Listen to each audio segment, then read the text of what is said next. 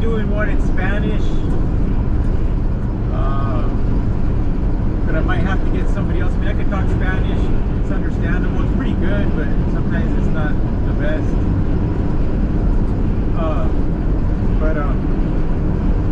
Negotiating tactics right now. I don't think there's any negotiating tactics. I don't think there's any really good negotiating, because you have owner-operators and you know, I'm not sure either, like with company drivers, if you guys could fill me in on it, but with company drivers, if they're allowed to bid on their own loads, the ones that go long haul, if they're taking those low bid offers, because if they're getting paid 63 cents per mile or 73 cents per mile, I mean, they're not going to be too worried about it. The company's going to take the hit. So, I don't know. That's something I would have to somebody would have to fill me in on, you know? But as an owner-operator, you know, when you're going through all the load boards and you're dealing with the big brokers, or even now the smaller brokers,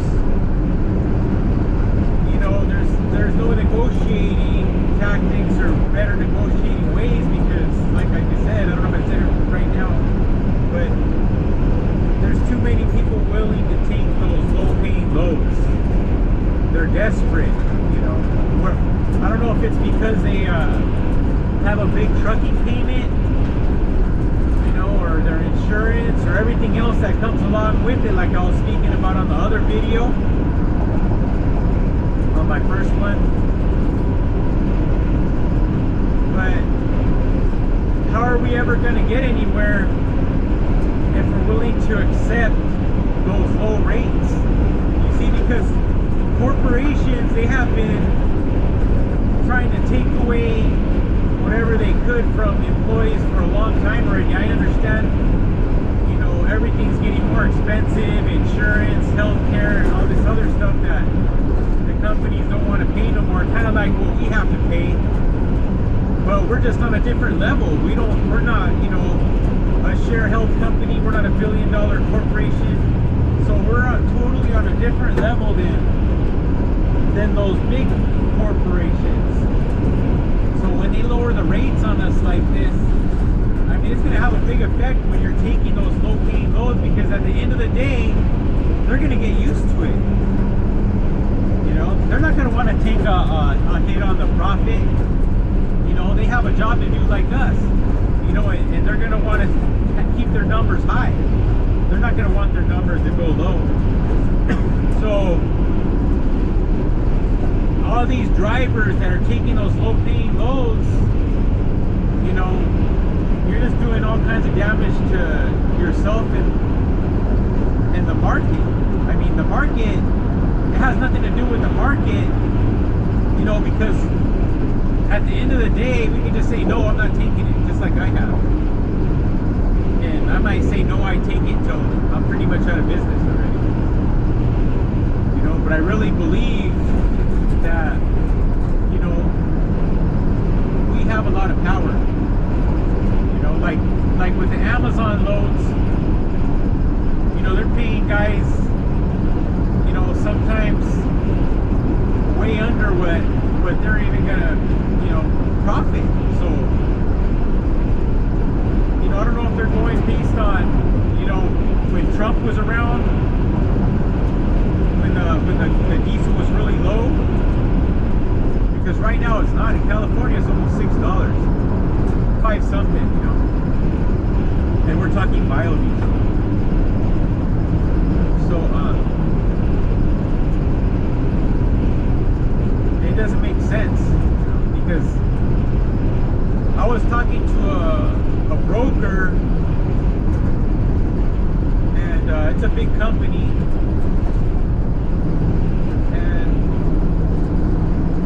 Was like last week or something. But he had told me I have a load going from here to it was above Sacramento. It was from Fontana to Sacramento. It was 550 miles away. It was above Sacramento. It started with a V. I forgot what the city was. I never heard the name of the city before my whole life. I thought I'd never been there.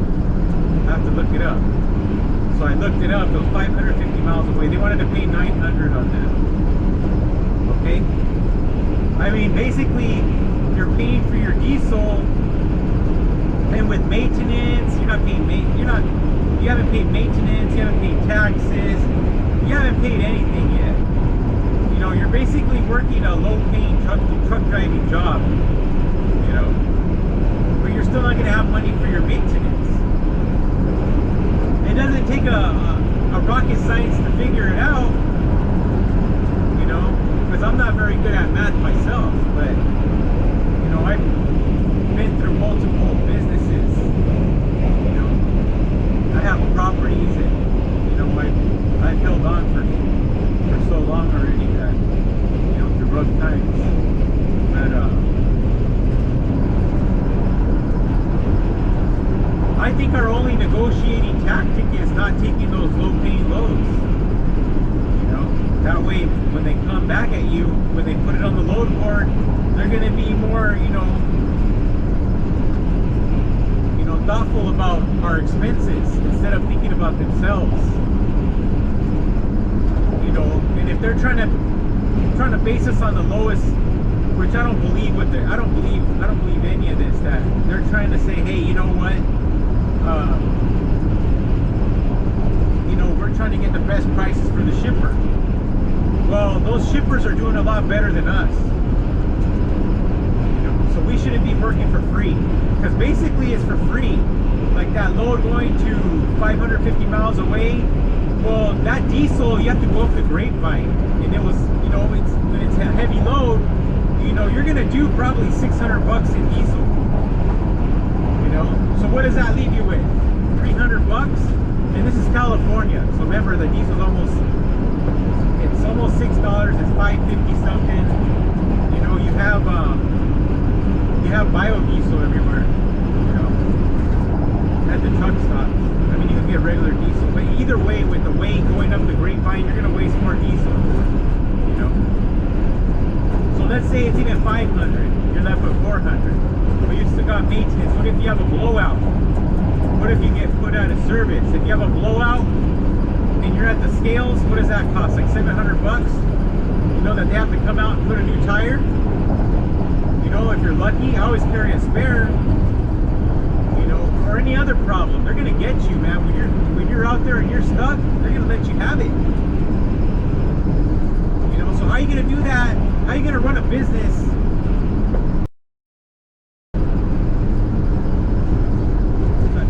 with no money coming in?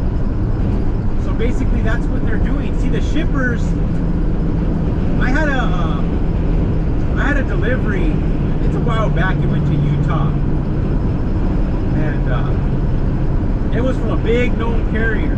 I know because all the tags and all that, the freight, basically the bill lading, you know, had their name on it and stuff. I don't know, but I guess, I don't know if they call it double broker, not double broker, but they basically, another broker was handling it. So they took it from them and they gave it to me.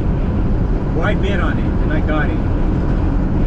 And that was to go to St. George, Utah, or above some other city, but right by St. George, Utah. It was like 350 miles away, and you know, it paid like 75 or something. I can't remember. Nothing coming back though, anywhere around there. So basically all those loads don't pay shit though. Like if you're coming back from Vegas, you know, they're gonna load you up. Pepsi's gonna load you up, they're gonna try to load you up, and they're gonna send you to Torrance or wherever, Riverside, and Winter Park. They're not gonna pay shit. I mean, they're trying to get you out $400. They're not even paying their drivers $400 to drive that over there. You know? So,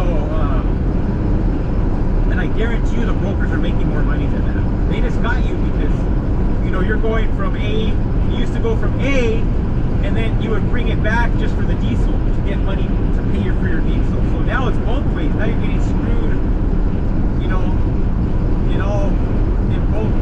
on both A and B. You know, going there and coming back, or going there and then trying to circle around and go to Texas, or circle around and going here, going there, because they got you on those. Because somebody's always heading back. You know, somebody's always going here, somebody's always going up north, somebody's always going down south, somebody's always going east, somebody's always going west, and they're willing to take that low-paying load to pay for the diesel. But now it's like that always. It's all the way around, and they're going to get used to that. But anyways, about the St. George one, so I took that load, and it was from a big carrier, UPS.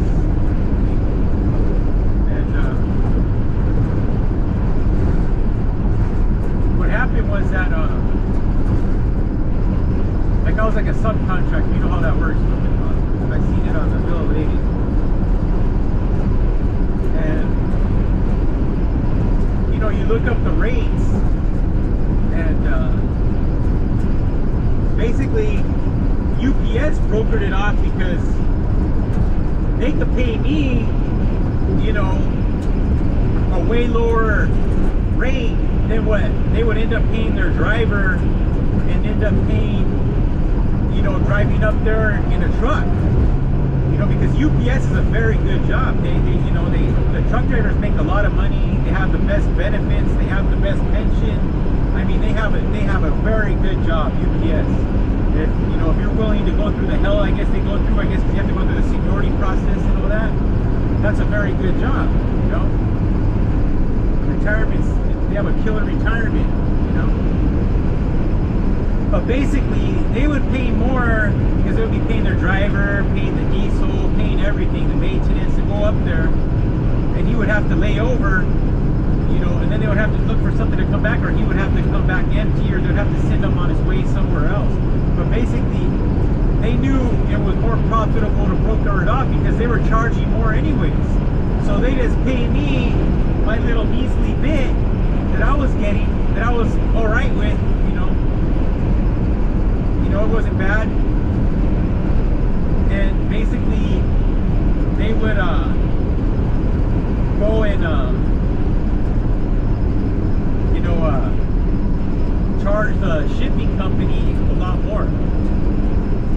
And that's what I think the brokers are doing. You know, brokers are actually they're charging a lot more than what you would actually know, because you know, you don't it doesn't say nothing on the bill of lading. It doesn't say nothing on the rate con on what they're charging them. You know, so I think if you guys, or all the owner operators out there, if you want a better life, you know, don't fall for the bullshit. Don't fall for that's the market rate. That's not the market rate. Because remember, truck driving, they're always going to need truck drivers. You know, they're always going to need transport. You know, we're not trains. You know, I don't know trains what they charge. I don't know. Somebody told me a long time ago. I have no idea what I'm talking about, but let me just guess, $2 a mile. But trains are stacking up those trailers. They're carrying a mile worth of trailers. You know, and I don't know what they're charging. You know, but I'm just guessing. We're not trains though. You know, we're not containers. We're not, you know, trailers that just kind of sit there on the tracks. You know, we're actually driving. We're doing a job. We're going, putting our life in jeopardy and other people. We're taking a lot of chances with liability. You know, I mean, the expenses are high as the sky when you're owning a truck, because you never know what can happen.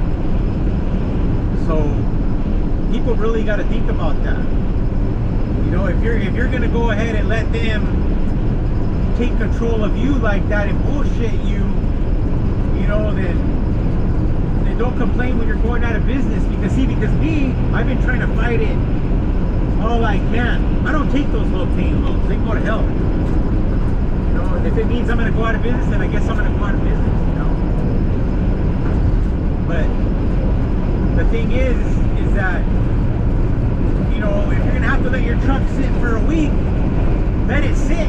If everybody would just get together and just let that shit sit, trust me, they won't mess around with us no more.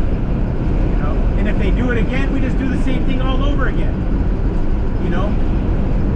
Because believe me, guys are going out of business. You know, they're selling their trucks, they're selling their trailers, even companies, you know, mom and pop companies. They're gonna go down. You know, because it's too expensive.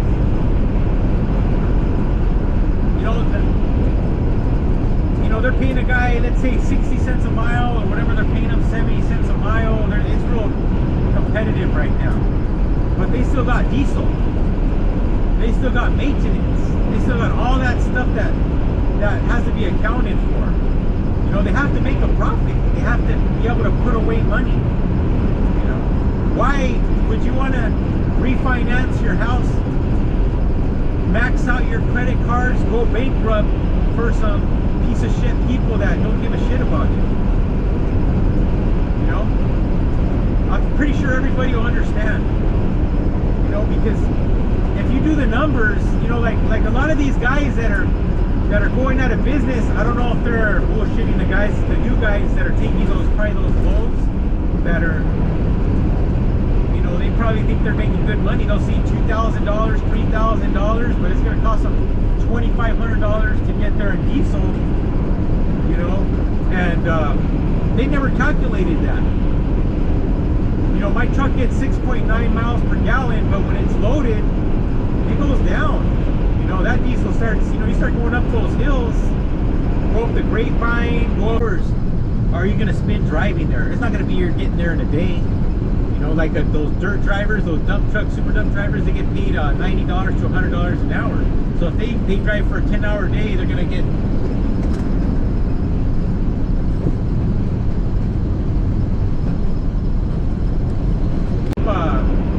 like that hill going up towards Victorville, you know, got a load going to Big Bear, any of those places. I forgot that place up there going to Arizona. That one, I burned all kinds of fuel going up there. That city, it's right above, it's like 100 miles above Phoenix. Kind of like going towards Flagstaff. You burn all kinds of diesel in that. You know, I think I burned $150 worth of diesel just going up that hill. You know? And, you know, the shippers know that. The big shippers that have their own trucks, these companies, they know that. They're not stupid, you know? They know what they're doing. But a lot of these guys that they're probably going out of business on their trucks are probably telling these new guys that they're making all kinds of money, they're bullshitting them, and they're not really doing their numbers, and they end up, you know, seeing that it's not even worth it. They're making more at their job. Like I was making more when I was working for a company, you know? And I just had some bad luck. You know, my everything just started going down the tubes. You know, but I try to keep my head up. I don't give up, you know. So it's not being negative. It's actually, you know, you want to be positive about the fact that if we let them have it, if we let these trucks sit for, let's say, a week, just don't take those loads. Let these guys fucking suffer, because there's not going to be any other way that they're going to be able to take those loads, right? If you guys could all do that, then they won't fuck with us no more, or they won't mess with us no more. I'm sorry, you know? They're not going to do it. Because they need people to move their freight. They need people to move their groceries. They need people to move all that. Without that, you know, their stores are going to be empty. Their warehouses are going to be empty. Their .com businesses aren't going to be able to sell any inventory. You know? You have to think about that. Why are independent, our owner-operators having to take the hit, but yet these big corporations are making the profit? You we're the little guy. We should be at least be able to make a living, a good living, okay, but not below minimum wage, And the way I'm talking minimum wage is because I'm calculating everything, So if everybody wants me to throw out rate per mile, I don't like to do it like that. I mean, it works, but at the same time, that's just basically telling you the cost to run your truck. I like to do it like in a real world way where I could actually see, what I'm getting and what I'm making out with, and what I'm making out with is less than minimum wage or less when I haul those shipments, which I haven't even hauled them. So I had a guy call me, I think last week too, to go to Texas, to go to Dallas. It was like 1,500 miles away from where I'm at, and that one was paying, I think, like 1,600. So it's 1,500 miles away. It's like 1,400 and something. Okay, they're paying $1,600 to go 14, almost 1,500 miles. They know what they're doing. I guarantee you, the shipping company, that's like what, $1.10 a mile, $1.20 a mile. I don't know. I'm doing it out of my head right now. I mean, they know how they're getting you, because the longer distance you go, the less the rate per mile.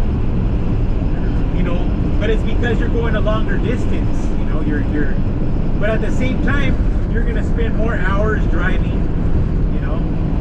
You're gonna spend more diesel. Your maintenance is gonna be way higher because you're gonna have to change your tires constantly.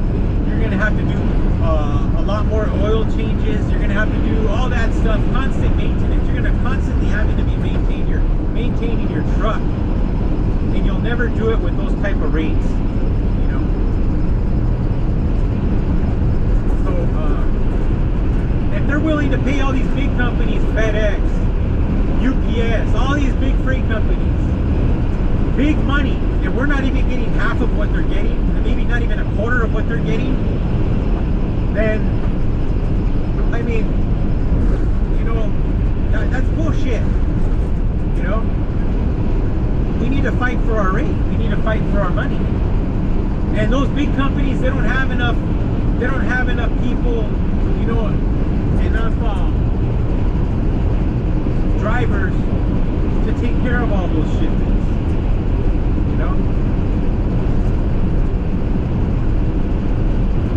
And there was another one where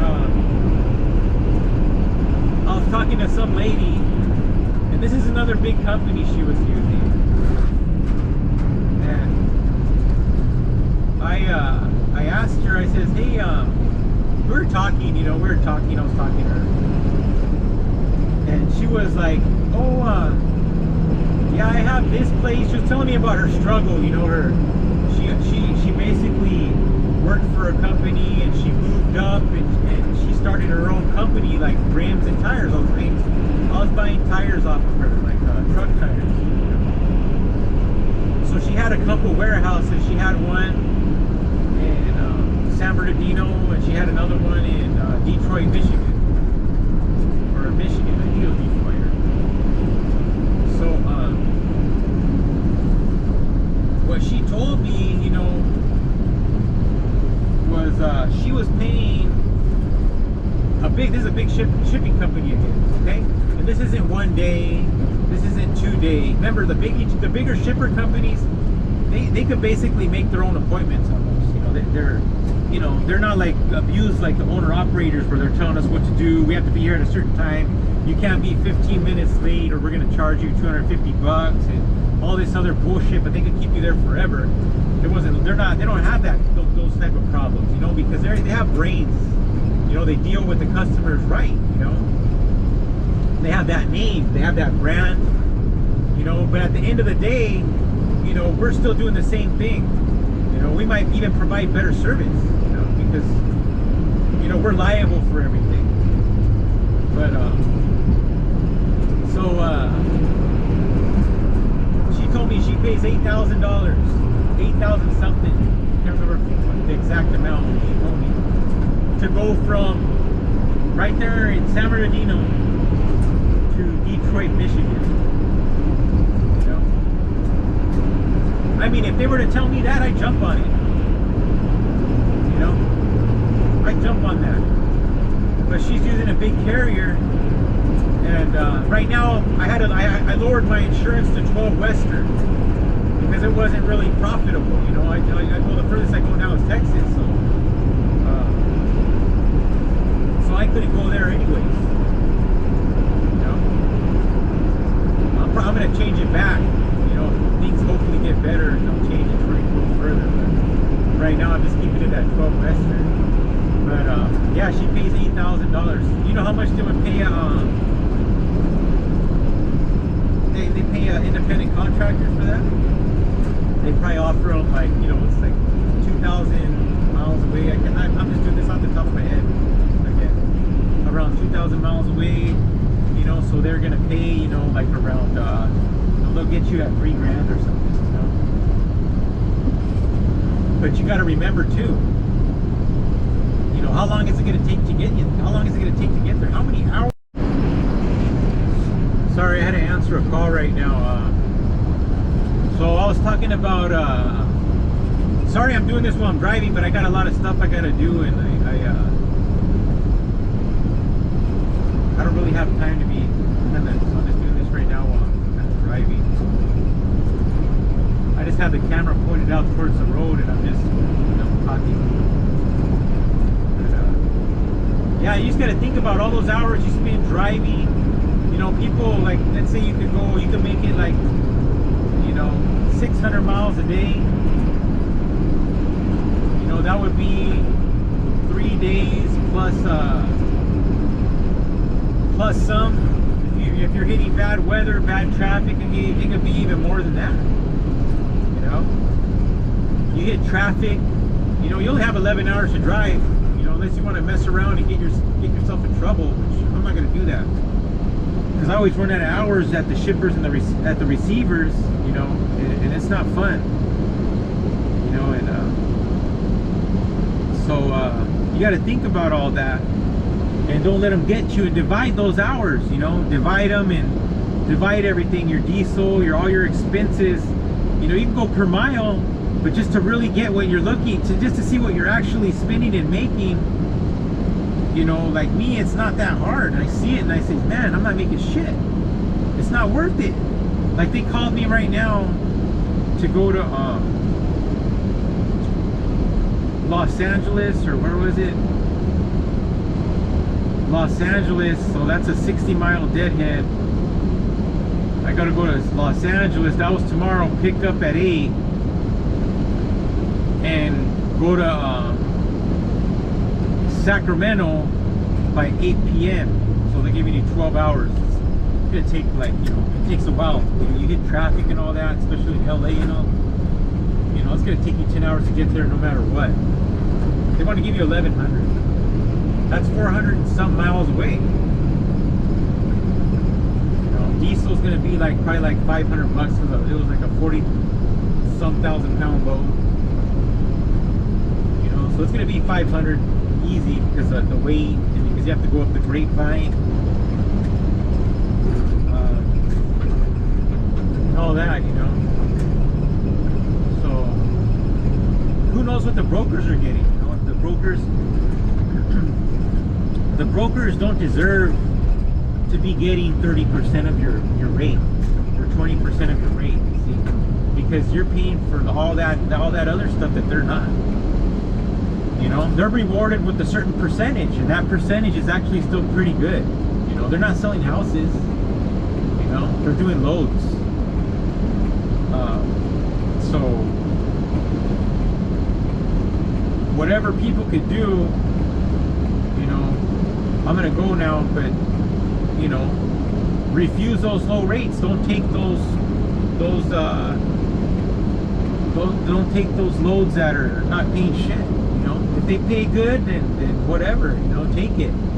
But if they're not paying you good, they're ripping you off, don't take it. You know, we should be able to we should be able to see it actually what the broker is charging the shipper. We should be able to see that, because they're not supposed to be getting 20%, 30%. You know, that's bullshit. And if let's say they were getting 50, let's just say an example. You never know. There's some real piece of shit people out there. Okay. If they are getting that much, they should be paying half the diesel. They should be paying, you know, half the expenses, because they're getting half the rate. You know. And actually, they should pay more, because we're doing all we're taking the chances of, you know, something happening. But I'm gonna end this right now, and I have to go. But hopefully, we could change something. We can make a change and get these rates at least, you know, back to where they were a couple months ago, at least. Because right now they're just shitty. Thank you, and you have a good day.